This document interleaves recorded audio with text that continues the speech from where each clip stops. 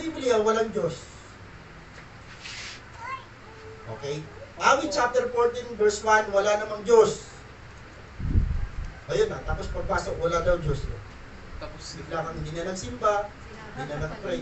Kasi pinasa mo lang yung unahan. Basahin mo kaya kasunod. Ang sabi ng angal, yun pala sabi. Binasa mo lang kasi yung una eh. Sabi nung isa, sabi ng walang Diyos. Ano bang binasa mo? Yung kalahati lang. Sabi ng angal. Wala namang Diyos. Ang sabi ng angal sa kanyang sarili. Silang lahat ay masasama, kakilakilabot ang kanilang mga gawa, walang gumagawa na mabuti. Wala nga, wala. Kasi bakit po? Sa hangal, walang Diyos. Kaya pala yan, kahit anong explain mo sa kanya, magbagong buhay ka na, walang Diyos yan. Bumalik ka na sa Diyos, sino babalikan yung Diyos? Wala sa Diyos. Paano mo siya mapapabalik sa Diyos? Kailangan niya ma-encounter ang Diyos. Yung Diyos na pinapakilala mo. Sa paanong paraan?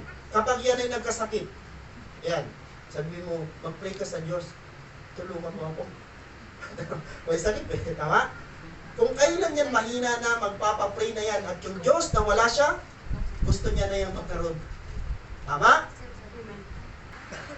Mga kapatid, totoo ito. Ang hangal, kaya pala, ang daming mga tao, ang titigas ng ulo, bakit mo? Kahit anong ganda ng mensahe mo, kahit anong ganda ng paliwanag mo, wala talagang impact kasi bakit po? Sorry sa word. Baka kabilang pa sila sa mga hangal. Kasi sa hangal, walang Diyos yan.